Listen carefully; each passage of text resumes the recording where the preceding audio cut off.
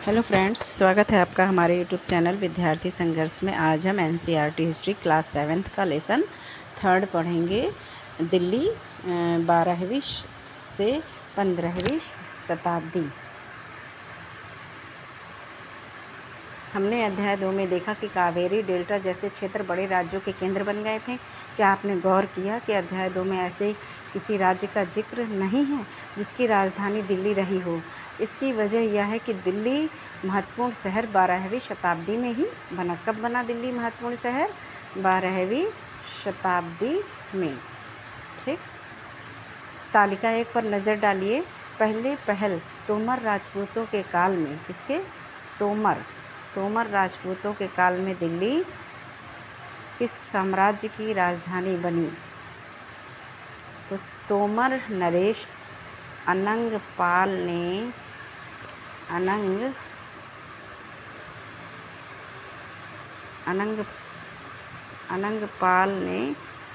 दिल्ली की स्थापना की थी। अनंगपाल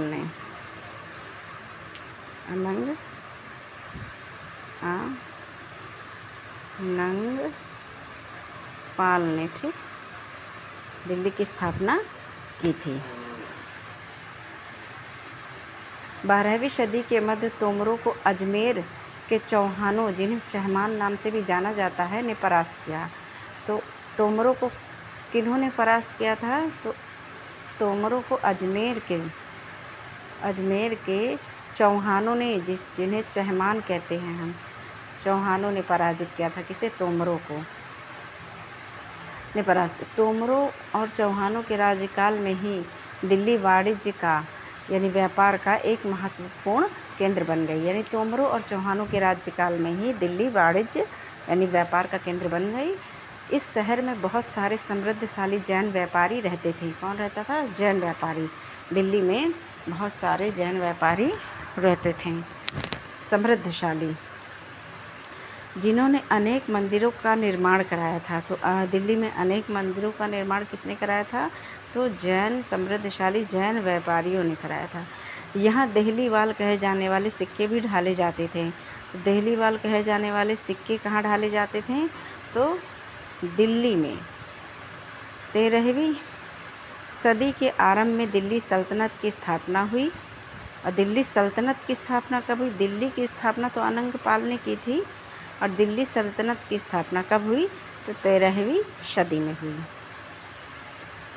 13वीं सदी में के आरंभ में दिल्ली सल्तनत की स्थापना और इसके साथ दिल्ली एक ऐसी राजधानी में बदल गई जिसका नियंत्रण इस उपमहाद्वीप के बहुत बड़े क्षेत्र पर फैला था। तालिका 1 पर फिर से नज़र डालिए और उन 5 वंशों की पहचान कीजिए जिनसे मिलकर दिल्ली की सल्तनत बनी।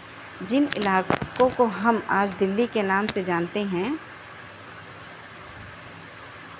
वहाँ इन सुल्तानों ने अनेक नगर बसाए।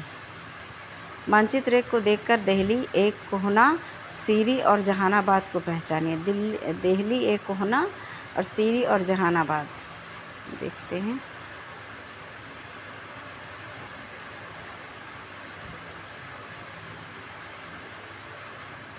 यह है आपका कोहना, दिल्ली एक कोहना, सीरी और जहानाबाद जापना ये है। फिर ये कोटला, कोटला है, फिरोज़ाबाद है यहाँ पर। और ये जो है ये आपकी यमुना नदी है, वो दिल्ली से होकर बहती हैं। तुगलकाबाद है, और जो मुल्तानी है, कुतुब मीनार है, इस साइड ये कुतुब मीनार है, और जो सुल्तानी है, तुगलकाबाद है। अब आगे पढ़ते हैं। अब आगे देखते हैं तालिका, जिस तालिका के बारे में इसमें कहा जा रहा है ये है दिल्ली के शासक। तालिका 1, राजपूत वंश, तोमर अनंगपाल। तोमर नरेश कौन थे? तोमर आरंभिक 12वीं शताब्दी से 1165 में। अनंगपाल का शासनकाल रहा है 1130 से 1145 तक, जिन्होंने दिल्ली की स्थापना की थी। दिल्ली की स्थापना किसने की थी? तो अनंगपाल ने। चौहान, जिनमें पृथ्वीराज चौहान आते हैं, इन्हें पृथ्वीराज तृतीय के नाम से भी जाना जाता है। इनसे पहले भी ये 2 शासक हुए, पृथ्वीराज प्रथम और पृथ्वीराज द्वितीय। तो ये ज़्यादा इम्पोर्टेंट नहीं होंगे, इसलिए उनके बारे में नहीं है। ये सब चौहान वंश के प्रतापी राजा हुए। कौन? पृथ्वीराज चौहान। ये पृथ्वीराज चौहान तृतीय। इनका शासनकाल 1175 से 1192 तक रहा और इनको मोहम्मद गोरी ने तराइन के द्वैत युद्ध में हराया था और ये वीरगति को प्राप्त हुए थे।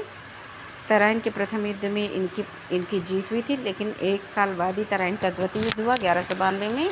और 1191 में हुआ था तराइन का प्रथम युद्ध और 1192 में तराइन का द्वितीय युद्ध हुआ था, जिसमें पृथ्वीराज चौहान यानी पृथ्वीराज तृतीय की पराजय हुई थी गोरी के हाथों।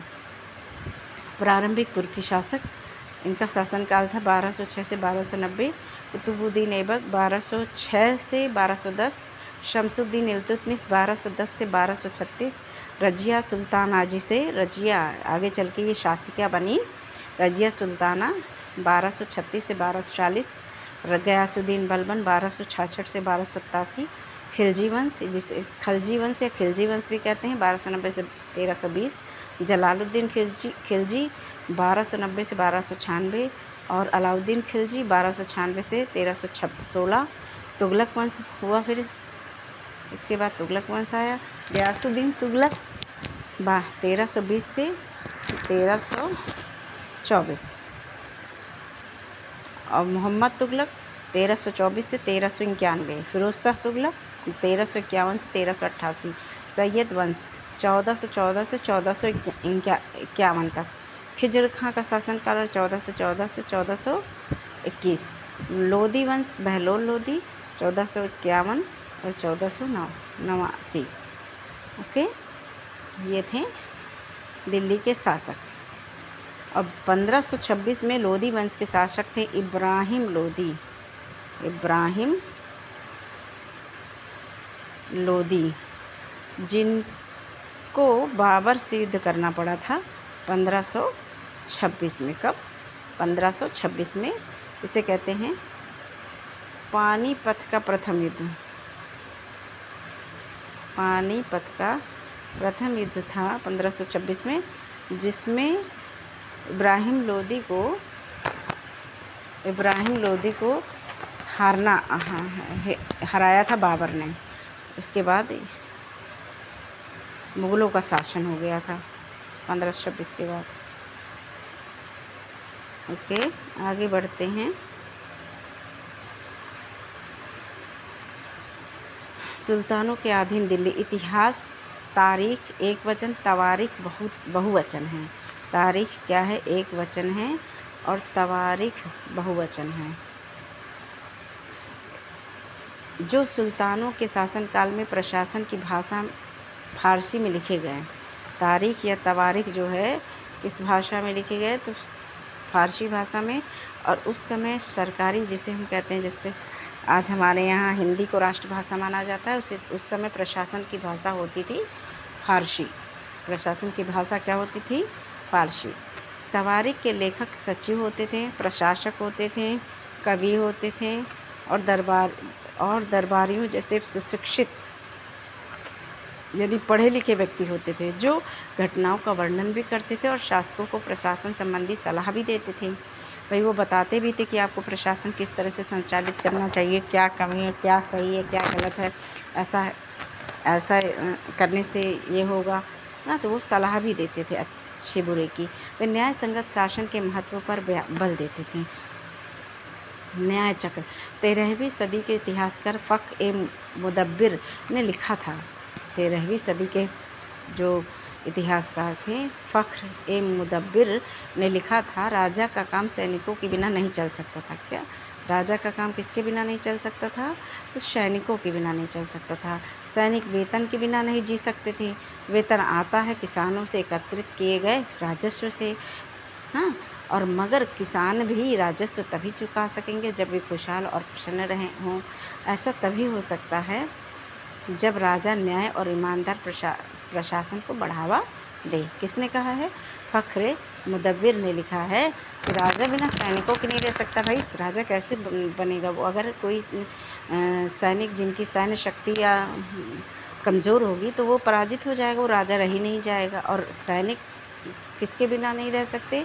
सैनिक वेतन के बिना नहीं रह सकते। और वेतन आता था किसानों से, और किसान जो है किसानों से एकत्रित किया जाता था राजस्व ना। वेतन आता है किसानों से एकत्रित किए गए राजस्व से। और राजस्व किसान तभी चुका सकेंगे जब वे खुशहाल होंगे और प्रसन्न होंगे। इसीलिए राजा को कैसा बताए, और ऐसा तभी हो सकता है जब राजा न्याय और ईमानदार प्रशासन को बढ़ावा दे। ये कुछ और बातें ध्यान में रखें। तवारीख के लेखक नगरों में, विशेषकर दिल्ली में रहते थे। तवारीख के लेखक कहाँ रहते थे? नगरों में, यानी विशेषकर दिल्ली में। कहाँ रहते थे? दिल्ली में रहते थे जिन्होंने तवारीख लिखी। गांव में शायद ही कभी रहते हों। वे अक्सर अपने इतिहास सुल्तानों के लिए उनसे ढेर सारे इनाम इकराम पाने की आशा में लिखा करते थे। क्या पाने की आशा में लिखा करते थे? इनाम इकराम। यानी भाई अगर वो राजा के बारे में अच्छा लिखेंगे तो राजा उन्हें क्या देंगे? इनाम देंगे। यानी एक तरीके से वे राजा की चापलूसी करते थे, है ना। पाने की आशा में लिखा करते थे। ये लेखक अक्सर शासकों को जन्मसिद्ध अधिकार और लिंग भेद पर आधारित आदर्श समाज व्यवस्था बनाए रखने की सलाह देते थे। ये क्या कहते थे? जो लेखक थे वो कहते थे कि भाई जो आप राजा हैं तो आपका ये जन्मसिद्ध अधिकार है राजा बनना, और आप अगर राजा हैं तो आपके पुत्रों का भी ये जन्मसिद्ध अधिकार है कि वो राजा बने। और लिंग भेद यानी वो स्त्री और पुरुष में भी भेद बताते थे, हाँ, कि स्त्रियां चार दीवारी के लिए ही हैं, है ना। वो रानी शासन नहीं कर सकती, है ना, वो क्योंकि वो दुर्बल होती हैं, अबला होती हैं और बहुत कोमल होती हैं। तो वो जो है कहते थे कि पुरुष से ज़्यादा स्त्री तो नहीं है भाई, पुरुष ही राजा बन सकता है, स्त्रियां नहीं। उनके विचारों से सारे लोग सहमत नहीं होते थे, वे कुछ विरोध भी करते थे। 1236 में सुल्तान इल्तुतमिश की बेटी रजिया सिंहासन पर बैठी, जिसे रजिया सुल्ताना कहा गया। किसे कहा गया? रजिया सुल्ताना इसे कहा गया। रजिया इल्तुतमिश की बेटी थी और कब शासक बनी थी? सुल्तान बनी थी 1236 में। उस युग के इतिहासकार मिन्हाज ए सिराज, उस युग के इतिहासकार कौन थे? मिन्हाज ए सिराज ने स्वीकार किया कि वह अपने सभी भाइयों से अधिक योग्य और सक्षम थी। ऐसा नहीं था कि वो महिला थी तो वो योग्य नहीं थी, वो सक्षम थी, अयोग्य भी थी। लेकिन फिर भी वह एक रानी को शासक के रूप में मान्यता नहीं दे पा रहा था। भाई वो रानी तो बन सकती थी, किसी राजा की रानी तो थी, बन सकती, लेकिन शासक बनने की मान्यता उसे मिन्हाज सिराज नहीं दे रहा था। दरबारी जन भी उसके स्वतंत्र रूप से शासन करने की कोशिशों से प्रसन्न नहीं थी। सन 1240 में उसे सिंहासन से हटा दिया गया। कब हटा दिया गया? 1240 से। जन्मसिद्ध अधिकार आप जानते होंगे। जन्मसिद्ध अधिकार जन्म के आधार पर विशेषाधिकार का दावा। उदाहरण के लिए लोग मानते थे कि कुलीन व्यक्तियों को कुछ खास परिवारों में जन्म लेने के कारण शासन करने का अधिकार विरासत में मिलता है। लिंग भेद क्या है? स्त्रियों तथा पुरुषों के बीच सामाजिक तथा शारीरिक रचना संबंधी अंतर। आमतौर पर यह तर्क दिया जाता था कि ऐसे अंतर के कारण पुरुष स्त्रियों की तुलना में श्रेष्ठ होते हैं। यानी स्त्रियां कमज़ोर होती हैं, स्त्रियां दुर्बल होती हैं, स्त्रियां अबला होती हैं, वो बहुत कोमल शरीर से होती हैं, ऐसा करके वो शासक बनने के योग्य नहीं होती हैं। वो एक पुरुष की तुलना में कमज़ोर होती हैं, वो पुरुष का स्थान नहीं ले सकती और शासक नहीं बन सकती। रजिया के विषय में मिन्हाज के विचार अन्य महत्वपूर्ण भारतीय शासिकाओं ने क्या किया? अन्य महत्वपूर्ण भारतीय शासिकाओं ने क्या किया? इसमें क्या दिया है? रजिया के विषय में मिन्हाज के विचार क्या थे और अन्य महत्वपूर्ण भारतीय शासिकाओं ने क्या किया? मिन्हाज सिराज का सोचना था कि ईश्वर ने जो आदर्श समाज व्यवस्था बनाई है उसके अनुसार स्त्रियों को पुरुषों के अधीन होना चाहिए। भाई मिन्हाज सिराज क्या कहते थे कि स्त्रियों को किसके अधीन होना चाहिए? स्त्रियों को पुरुषों के अधीन होना चाहिए, स्वतंत्र नहीं रहना चाहिए, वो स्वतंत्र नहीं रह सकती। और रानी का शासन इस व्यवस्था के विरुद्ध जाता था। इसलिए वह पूछता है कि खुदा की रचना के खाते में उसका ब्यौरा चूँकि मर्दों की सूची में नहीं आता, इसलिए इतनी शानदार खूबियों से भी उसे आखिर हासिल क्या हुआ। मैंने कहा भाई खुदा ने जो रचना की है तो उसके जो खाते हैं उसमें वो जो है मर्दों की सूची में तो आती नहीं है, लेकिन फिर उसमें जो इतनी खूबियाँ थीं तो क्या मतलब है उसको उन खूबियों का, बेकार है, उससे उसको कुछ हासिल नहीं हुआ। रजिया ने अपने अभिलेखों और सिक्कों पर अंकित करवाया कि वह सुल्तान इल्तुतमिश की बेटी थी। आधुनिक आंध्र प्रदेश के वारंगल क्षेत्र में किसी समय काकतीय वंश का राज्य था। आधुनिक आंध्र प्रदेश के किस क्षेत्र में? आंध्र प्रदेश के वारंगल क्षेत्र में काकतीय वंश का राज्य था। उस वंश की रानी रुद्रमा देवी कौन थी? काकतीय वंश की रानी रुद्रमा देवी थी। 1262 से 1289 के बीच बनी थी रुद्रमा देवी। के व्यवहार से रजिया का व्यवहार बिल्कुल विपरीत था। रुद्रमा देवी ने अपने अभिलेखों में अपना नाम पुरुषों जैसा लिखवाकर अपने पुरुष होने का भ्रम पैदा किया। यानी रुद्रमा देवी ने क्या किया? अभिलेखों में अपना नाम क्या? पुरुषों जैसा लिखवाया और पुरुष होने का भ्रम पैदा किया। एक और महिला शासिका थी कश्मीर की रानी दिद्दा। एक और महिला शासिका कहाँ की थी? कश्मीर की रानी दिद्दा 980 से 1003। उनका नाम दीदी यानी बड़ी बहन से निकला है। दिद्दा किससे निकला है? दीदी से। जाहिर है प्रजा ने अपनी प्रिय रानी को यह स्नेह भरा संबोधन दिया होगा।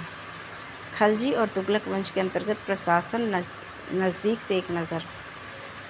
खलजी और तुगलक वंश के अंतर्गत जो प्रशासन था उसके बारे में है।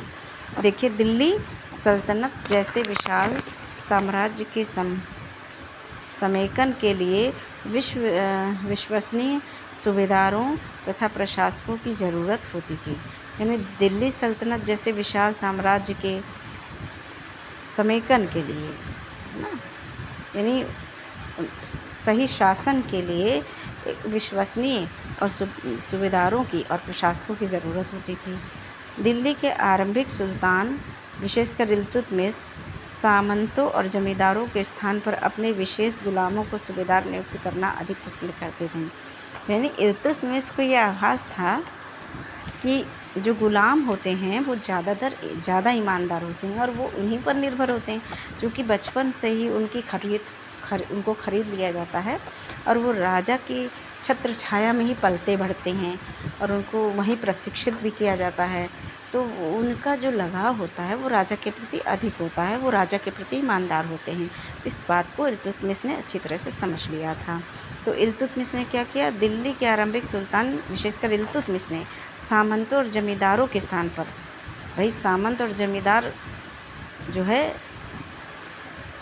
कभी कभी धोखा भी कर जाते थे, अपने लालच के कारण अपने आप को स्वतंत्र कर लेते थे अगर वो अधिक शक्तिशाली हो जाते थे। तो इस बात को इल्तुतमिश ने अनुभव किया। स्थान पर अपने विशेष गुलामों को सूबेदार नियुक्त करना अधिक पसंद करते थे। कौन? इल्तुतमिश। इन गुलामों को फारसी में बंदगा, इन गुलामों को फारसी में क्या कहा गया? बंदगा। क्या कहा गया? बंदगा। गुलामों को कभी कभी आ जाता है कि बंदगा किसे कहा जाता था? तो गुलामों को कहा जाता था तथा इन्हें सैनिक सेवा के लिए खरीदा जाता था। बचपन में ही इन्हें खरीद लिया जाता था। उन्हें राज्य के कुछ बहुत ही महत्वपूर्ण राजनीतिक पदों पर काम करने के लिए बड़ी सावधानी से प्रशिक्षित किया जाता था। ठीक, वे चूँकि पूरी तरह अपने मालिक पर निर्भर होते थे, इसलिए सुल्तान भी विश्वास करके उन पर निर्भर हो सकते थे। भाई उस पर जो है जमींदार और वो सामंत कभी कभी शक्तिशाली होने के साथ साथ वो अपने आप को स्वतंत्र घोषित कर देते थे, लेकिन गुलाम जो बचपन से ही एक राजा के द्वारा पाला पोसा जाता था, उसको प्रशिक्षित किया जाता था, पढ़ाया लिखाया जाता था, हर तरह से उसे पूरी सुविधाएं राजा के द्वारा ही मिलती थी, इसलिए वो राजा के प्रति क्या होता था? ज़्यादा वफादार और ईमानदार होता था, सामंतों और सूबेदारों की अपेक्षा।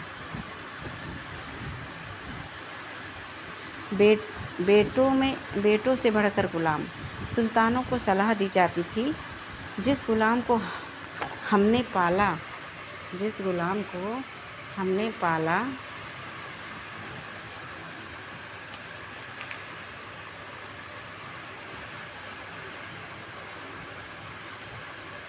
पोसा और आगे बढ़ाया, उसकी हमें देखभाल करनी चाहिए।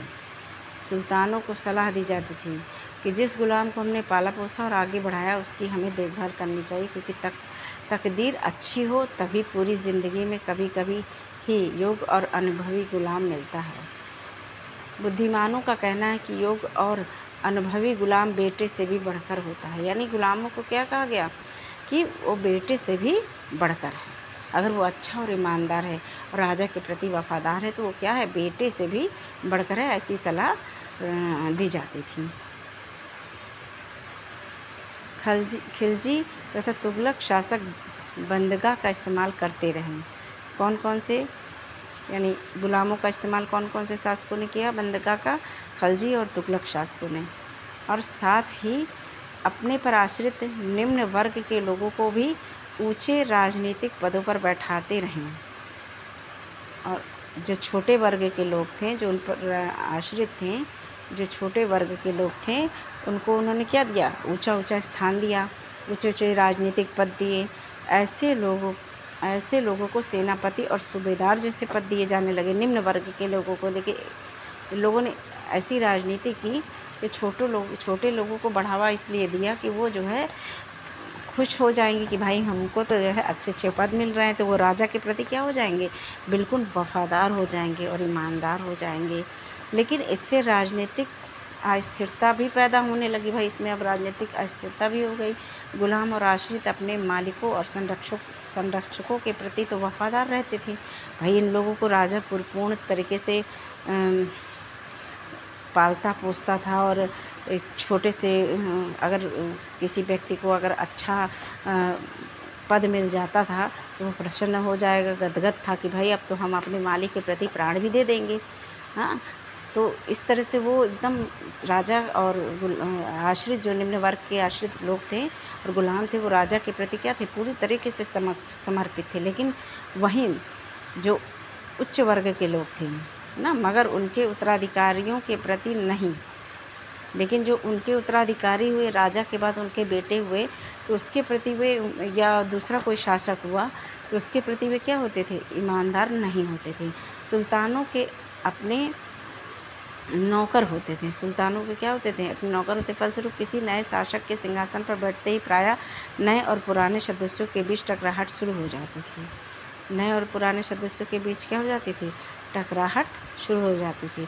सुल्तानों द्वारा निचले तबके के लोगों को संरक्षण दिए जाने के कारण उच्च वर्ग के कई लोगों को गहरा धक्का भी लगता था कि भाई अब ये नीचे वर्ग थे और इनको इतनी ऊंचे पद पर बैठा दिया गया, जबकि हम इसके हकदार थे, हम इस पद पर थे और हमें ये पद मिलना चाहिए था।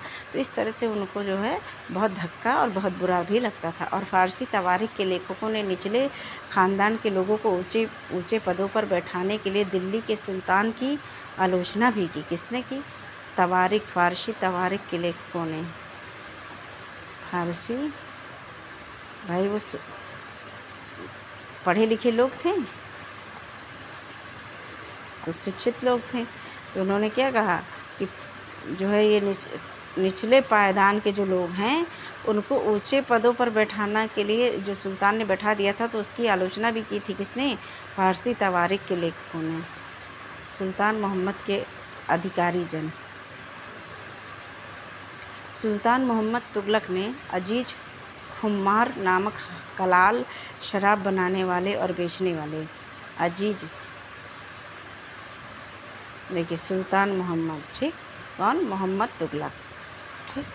अजीज खुमार नामक कलाल, यानी कलाल जो शराब बनाते हैं और बेचते हैं। फिरोज हज्जाम नामक नाई, हज्जाम किसे कहा जाता है? नाइयों को कहा जाता है। फिरोज हज्जाम क्या था? नाई था। मनका तब्बाख नामक बावर्ची, मनका तब्बाख नामक बावर्ची और लड्ढा तथा पीरा नामक मालियों को ऊंचे प्रशासनिक पदों पर बैठाया। बताइए, मोहम्मद बिन तुगलक ने इन बावर्चियों को, नाइयों को और शराब बेचने वालों को, मालियों को, माला बेचने वाले जो होते हैं, उनको क्या किया? ऊंचे प्रशासनिक पदों पर बैठा दिया था। किसने? मोहम्मद तुगलक ने। 14वीं शताब्दी के मध्य के इतिहासकार जियाउद्दीन बर्नी ने इस नियुक्तियों का उल्लेख सुल्तान के राजनीतिक विवेक के नाश और शासन करने की अक्षमता के उदाहरणों के रूप में किया। यानी जो ये लेखक थे, इतिहासकार जियाउद्दीन बर्नी जो थे, इन्होंने क्या कहा, ये जो नियुक्तियाँ राजा ने की है, सुल्तान ने की है, ये क्या है, ये राजा के राजनीतिक विवेक का नाश है। यानी वो विवेक जो है उनका नष्ट हो गया है, उनके विवेक अब बिल्कुल तहस नहस हो गया, अब उनके बिल्कुल विवेक ही नहीं है। और शासन करने की अक्षमता, यानी अब वो शासन करने की क्षमता उनमें नहीं है। ऐसे रूपों में उदाहरणों के रूप में किया कि अब राजा का विवेक जो है नष्ट हो गया है और शासन करने की उनकी अब क्षमता नहीं रह गई, वो अक्षम है शासन करने में। तो के उदाहरणों के रूप में किया। क्या ख्याल से बर्नी ने सुल्तान की आलोचना क्यों की? क्योंकि शिक्षित वर्ग ने सभी ने की थी कि गलत कर रहे हैं। आश्रित, जो किसी अन्य व्यक्ति के संरक्षण में रहता है उसे क्या कहते हैं, निर्भर या आश्रित, है ना। ओके, आगे बढ़ते हैं।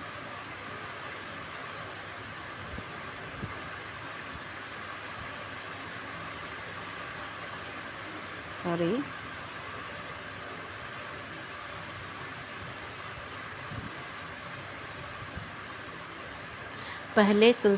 पहले वाले सुल्तानों की तरह खिलजी और तुगलक शासकों ने भी सेना नायकों को भिन्न भिन्न आकार के इलाकों के सूबेदार के रूप में नियुक्त किया। भिन्न भिन्न आकार के इलाकों के सूबेदार के रूप में नियुक्त किया। ये इलाके इक्ता कहलाते थे। क्या कहलाते थे? इक्ता। एक इलाका दे दिया जाता था सूबेदारों को, एक इलाका दे दिया जाता था सूबेदारों को। उस इलाके को क्या कहते थे? तो इक्ता कहते थे। और इन्हें संभालने वाले अधिकारी इक्तेदार या मुफ्ती कहे जाते थे। भाई जो इक्ता को संभालते थे उन्हें इक्तेदार या मुफ्ती कहा जाता था। ठीक, मुफ्ती का फर्ज था सैनिक अभियानों का नेतृत्व करना और अपने इक्तों में कानून और व्यवस्था बनाए रखना। अपनी सैनिक सेवाओं के बदले वेतन के रूप में मुफ्ती अपने इलाकों से राजस्व की वसूली किया करते थे। अब भाई सेवाएं देते थे। ठीक, क्या करते थे? जो इक्तेदार थे या मुफ्ती थे तो उनका फ़र्ज़ था कि सैनिक अभियानों का नेतृत्व करना। अगर कहीं लड़ाई हो रही है तो उन अभियानों का नेतृत्व करते थे। अपने सैनिकों को प्रशिक्षित करना, तैयार करना, है ना, और प्रशिक्षण देना, हथियारों का प्रबंध करना और अपने इक्तों में कानून और व्यवस्था को भी बनाए रखना। हाँ, अपनी सैनिक सेवाओं के बदले वेतन के रूप में मुफ्ती अपने इलाकों से क्या करते थे? राजस्व वसूली करते थे। राजस्व के रूप में मिली रकम से ही वे अपने सैनिकों को भी तनख्वाह देते थे।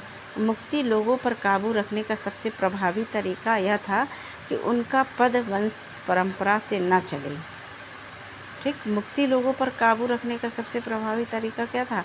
कि उनका पद वंश परंपरा से न चले और उन्हें कोई भी इक्ता थोड़े समय के लिए ही मिले, जिसके बाद उनका स्थानांतरण कर दिया जाए। भाई एक जगह पर उन्हें नहीं रखा जाता था, उनको क्या कर दिया जाता था? स्थानांतरण मतलब ट्रांसफ़र उनका कर दिया जाता था, एक जगह से दूसरे स्थान पर उन्हें भेज दिया जाता था। सुल्तान अलाउद्दीन खिलजी और मोहम्मद तुगलक के शासनकाल में नौकरी के इन कठोर नियमों का बड़ी सख्ती से पालन होता था। मुफ्ती लोगों द्वारा एकत्रित किए गए राजस्व की रकम का हिसाब लेने के लिए राज्य द्वारा लेखा अधिकारी नियुक्त किए जाते थे। मुफ्ती लोगों द्वारा एकत्रित जो राजस्व लिया जाता था, मुफ्ती के लोग जो राजस्व लेते थे उसकी रकम का हिसाब रखने के लिए क्या किया जाता था? राज्य द्वारा। ठीक, राजा क्या करता था? एक लेखा, मुफ्ती ये जो ले रहे हैं राजस्व, तो उसकी लेखा जोखा रखने के लिए एक अधिकारी नियुक्त किए जाते थे, जो इस बात का ध्यान रखा जाता था कि मुफ्ती राज्य द्वारा निर्धारित कर ही वसूलें। यानी अधिक तो नहीं वसूल रहे हैं भाई किसानों से, जितना हमने राज्य द्वारा निर्धारित करे उतना ही ले रहे हैं कि और ज़्यादा ले रहे हैं। और तय संख्या के अनुसार सैनिक रखें और जितने सैनिक रखने की उनको इजाज़त है उतने ही सैनिक रखें। जब दिल्ली के सुल्तान शहरों से दूर आंतरिक इलाकों को भी अपने अधिकार में ले आए तो उन्होंने भूमि के स्वामी सामंतों और अमीर जमींदारों को भी अपनी सत्ता के आगे झुकने को बाध्य कर दिया। अलाउद्दीन के शासनकाल में भू राजस्व के निर्धारण और वसूली के कार्यों को अपने नियंत्रण में ले आया। अलाउद्दीन ने क्या किया? अलाउद्दीन खिलजी ने के शासनकाल में भू राजस्व के निर्धारण और वसूली के कार्य को राज्य अपने नियंत्रण में ले आया। भाई जितना भू राजस्व है उसका निर्धारण कर दिया जाता था, कितना ही वसूला जाएगा। हाँ, और वसूली के कार्य को राज्य ने अपने नियंत्रण में ले लिया। अगर स्थानीय सामंतों से कर लगाने का अधिकार छीन लिया गया, भाई जो सामंत कर लगाते थे कि उसका अधिकार उनको नहीं था, अब राज्य द्वारा कर निर्धारित किया जाने लगा, बल्कि स्वयं उन्हें भी कर चुकाने को बाध्य किया गया। किसको? सामंतों को भी अब कर चुकाना पड़ता था। भाई अब तुम भी चुकाओ, अभी तो आप लेते थे, लेके देते थे, लेकिन अब आप भी कर चुकाओ। सुल्तान के प्रशासकों ने ज़मीन की पैमाइश की। सुल्तान के प्रशासकों ने क्या किया? ज़मीन की पैमाइश मीन्स नाप। पैमाइश मीन्स क्या होता है? नाप। ज़मीनों को नापा गया और इसका हिसाब बड़ी सावधानी से रखा गया। कुछ पुराने सामंत और जमींदार राजस्व के निर्धारण और वसूली अधिकारी के रूप में सल्तनत की नौकरी करने लगे। तो क्या करने लगे? सामंत और जमींदारों ने क्या किया कि जो राजस्व के निर्धारण और वसूली संबंधी जो अधिकारी हैं उसके रूप में अब वो काम करने लगे। उस समय 3 तरह के कर थे। कौन कौन से कर थे? ये कर इम्पॉर्टेंट है, पूछे जाते हैं। कृषि पर लगाया कर खराज कहलाता था। क्या कहलाता था? खराज कहलाता है। कृषि पर जो कर लगाया जाता है उसे खराज कहते हैं, खराज कहा जाता था। और जो किसान की उपज का लगभग 50% होता था, यानी जो किसान की उपज होती थी उसका 50% 50% होता था। ठीक, खराज। मवेशियों पर और घरों पर भी कर लगाए जाते थे। ठीक, कृषि पर लगाया जाने वाला कर कौन सा था? तो खराज था, जो किसान की उपज का कितना था? लगभग 50% था। मवेशियों पर भी कर लगाए जाते थे, घरों पर भी कर लिए जाते थे टैक्स, होम टैक्स जिसे आप कहते हैं। यह याद रखना ज़रूरी है कि इस उपमहाद्वीप का काफ़ी बड़ा हिस्सा दिल्ली के सुल्तानों के अधिकार से बाहर ही था। इस उपमहाद्वीप का बड़ा हिस्सा क्या था? दिल्ली के सुल्तानों के अधिकार से बाहर था। कुछ हिस्सा उनसे बाहर था। दिल्ली से बंगाल जैसे सुदूर प्रांतों का नियंत्रण करना कठिन था। बंगाल जैसे सुदूर प्रांतों का अब दिल्ली यहाँ है, हाँ, दिल्ली यहाँ है और बंगाल यहाँ है, तो यहाँ दूर तो हो ही गया भाई, तो शासन करना क्या था? कठिन था। और दक्षिण भारत की विजय के तुरंत बाद ही वह पूरा क्षेत्र फिर से स्वतंत्र हो गया था। यानी एक बार जब कोई शासक दक्षिण भारत पर विजय कर लेता था तो उसे, जैसे वो वहाँ से यहाँ वापस आ गया, जैसे ही वापस आया तो यहाँ राज अपना स्वतंत्र हो गया लौटते ही। दक्षिण विजय की बात है। दक्षिण विजय के तुरंत बाद ही वह पूरा क्षेत्र फिर से स्वतंत्र हो गया था। यहाँ तक कि गंगा के, यहाँ देख लेते हैं क्या है। इस काल में खराज के अलावा कुछ अन्य कर भी लगाए जाते थे। खम्स, ये आ जाता है, कहीं पे खम्स मिलता है, कहीं खुम्स। खुम्स युद्ध में लूटे गए माल पर लगने वाला कर। खम्स क्या है? युद्ध में लूटे गए माल पर लगने वाला कर। इस धन का 1/5 सुल्तान लेता था और 4/5 सैनिकों का होता था। 1/5 सुल्तान का, 4/5 सैनिकों। जकात क्या है? यह एक धार्मिक कर था। जकात इम्पॉर्टेंट है और खम्स भी इम्पॉर्टेंट है, ये परीक्षाओं में कई बार पूछे भी गए प्रश्न हैं। यह एक धार्मिक कर था। जकात कैसा कर था? ये एक धार्मिक कर था जो मुस्लिमों की आय का 2.5% या 1/40वां भाग था। लोकप्रिय मतों के अनुसार इसका आरंभ पैगंबर के द्वारा किया गया था, यानी मोहम्मद पैगंबर के द्वारा, मुस्लिमों के जो पैगंबर थे मोहम्मद पैगंबर के द्वारा किया गया था इसका आरंभ। इसके से सभी मुस्लिमों के लिए अनिवार्य कर दिया गया था। यानी ये कर जो है उनके भगवान ने ही, यानी उनके जो ईश्वर जिनको वो मानते हैं, तो उन्होंने ही ये धार्मिक कर लगा दिया था कि सभी मुस्लिमों को ये देना अनिवार्य है, इतना दान पुण्य करना है उन्हें।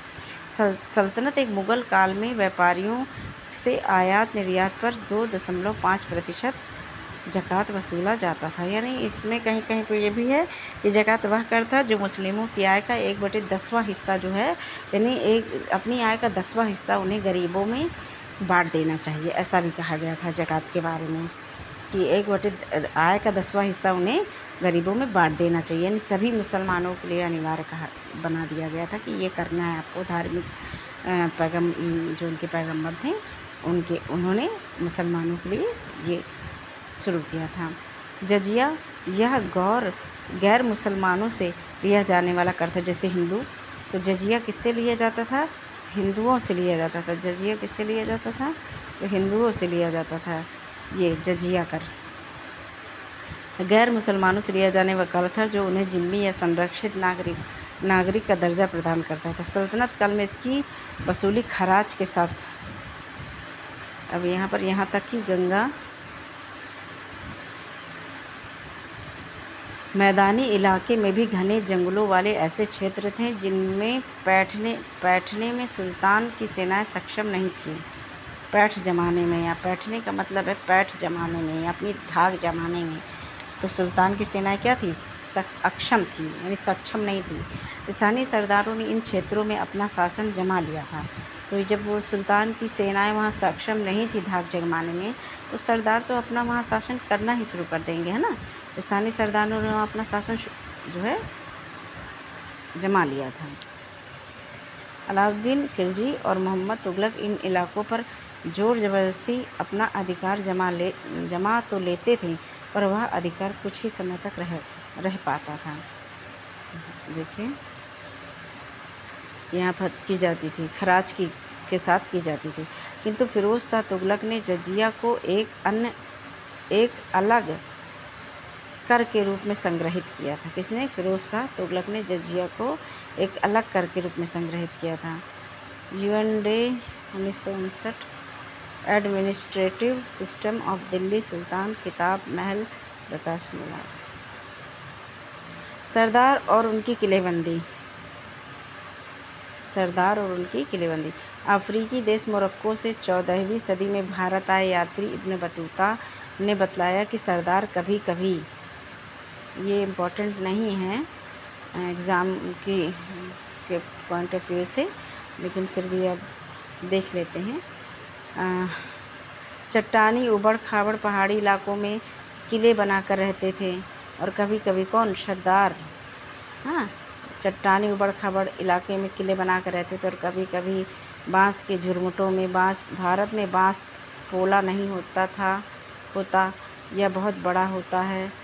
भारत में बांस क्या होता है? पोला नहीं होता, यानी खोखला नहीं होता, यह बहुत बड़ा होता है, बहुत लंबा होता है। इसके अलग अलग हिस्से आपस में इस तरह से गुथे होते हैं कि उन पर आग का भी असर नहीं होता, और वे कुल मिलाकर बहुत ही मजबूत होते हैं।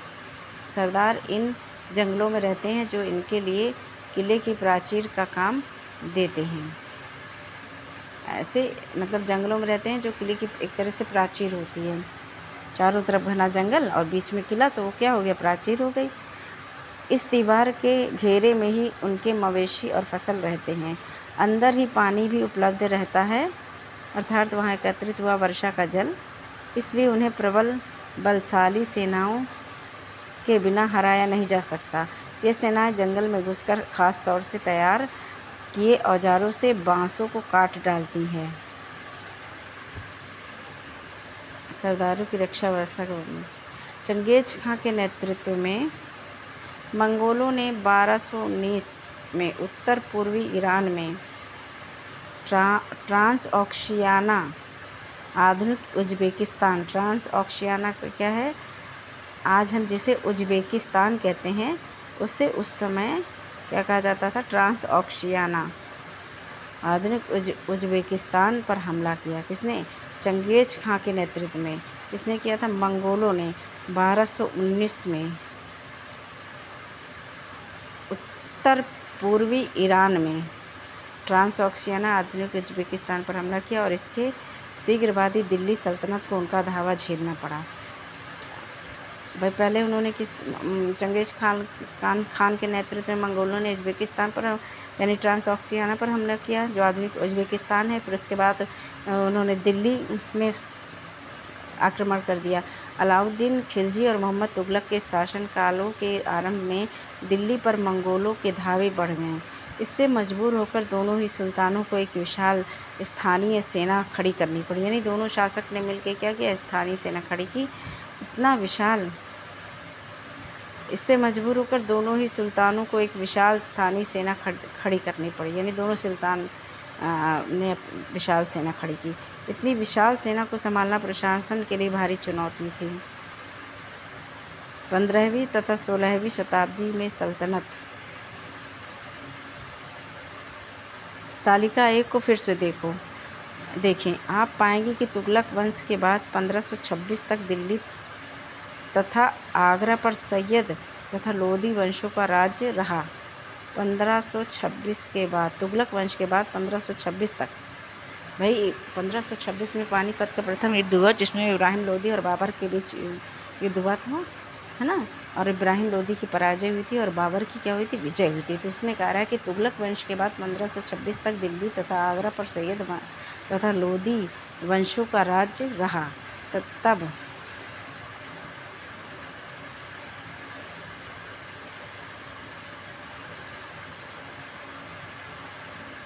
तब तक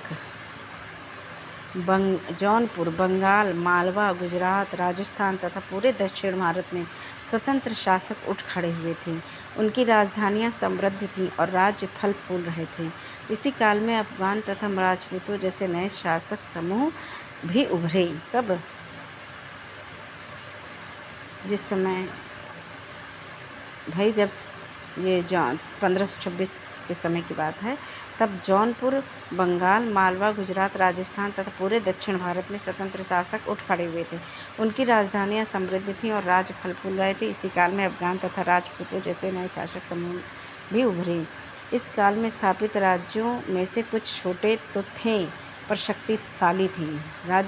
कुछ राज्य जो क्या थे, छोटे थे पर क्या थे, शक्तिशाली थे। उनका शासन बहुत ही कुशल तथा सुव्यवस्थित तरीके से चल रहा था। शेरशाह सूरी 1500 इम्पॉर्टेंट है। शेरशाह सूरी जिसने ग्रैंड ट्रंक रोड बनवाई थी, जीटी रोड जिसे बोलते हैं। आज हम उस रोड को जीटी रोड जाना जाता था। उन्होंने ग्रैंड ट्रंक रोड बनवाई थी, जीटी रोड के नाम से जाना गया। शेरशाह सूरी ने 1540 से 1545 तक शासन किया। बिहार में कहाँ शासन किया था उन्होंने, शेरशाह सूरी ने? तो शेरशाह सूरी ने बिहार में अपने चाचा के एक छोटे से इलाके के प्रबंधन के रूप में काम शुरू किया और आगे चलकर उसने इतनी उन्नति की कि मुग़ल सम्राट हुमायूं 1530 से 1540 और फिर 1555 से 1556 तक को चुनौती दी और परास्त किया। शेरशाह मतलब हुमायूं को किसने परास्त किया था? तो हुमायूं को शेरशाह ने परास्त किया था। शेरशाह ने दिल्ली पर अधिकार करके स्वयं अपना राजवंश स्थापित किया। सूर्यवंश ने, शेरशाह का जो वंश था, कौन सा वंश था? सूर्यवंश। शेरशाह सूरी, इसको सूरी वंश, शेरशाह सूरी है ना। तो शेरशाह सूरी कहा जाता था। तो शेरशाह ने दिल्ली पर अपना अधिकार करके स्वयं अपने राजवंश स्थापित किया। सूर्यवंश ने केवल 15 वर्ष शासन किया। शेरशाह सूरी का वंश सूर्यवंश कहलाया। लेकिन इसके प्रशासन ने अलाउद्दीन खिलजी वाले कई तरीकों को अपनाकर उन्हें और भी चुस्त बना दिया था। यानी अलाउद्दीन खिलजी ने जो कई योजनाएं चलाई उसको इसने और चुस्त दुरुस्त बना दिया था। महान सम्राट अकबर 1556 से 1605। अकबर का शासनकाल कब से कब तक रहा? तो महान शासक था। मुग़ल शासकों में सबसे महान शासक किसे कहा गया? तो अकबर को कहा गया। और अकबर का शासनकाल था 1556 से 1605। अकबर एक महान शासक था, एक धार्मिक सहिष्णु शासक था। इसके शासनकाल में सभी धर्मों का सम्मान किया गया, इसलिए अकबर को अकबर महान भी कहा गया। ने अकबर ने जब मुग़ल साम्राज्य को समेकित किया तो उसने अपने प्रतिमान के रूप में शेरशाह की प्रशासन व्यवस्था को ही अपनाया। और इसने क्या किया, अकबर ने क्या किया, शेरशाह सूरी की प्रशासन व्यवस्था को ही और अच्छा बनाया, और उसमें जो कुछ कमियां थी तो उसको भी और अच्छा व्यवस्थित तरीके से कर दिया। यानी कि फ्रेंड्स, चैप्टर फिनिश हो गया, ये देखिए। ओके, आशा करती हूँ कि आपको समझ में आया होगा। अगर आपको अच्छा लगा है तो प्लीज़ लाइक, सब्सक्राइब और शेयर ज़रूर कीजिएगा, और कमेंट भी ज़रूर कीजिएगा कि आपको कैसा लगता है, समझ में आया। अन्यथा अगर थोड़ा सा समझ में आया तो प्लीज़ लाइक, सब्सक्राइब, शेयर ज़रूर कीजिएगा। Thank you very much watching for my video, और पढ़ते रहिए जिससे फ्यूचर आपका उज्जवल हो। मेहनत करते रहिए। Thank you very much. Okay.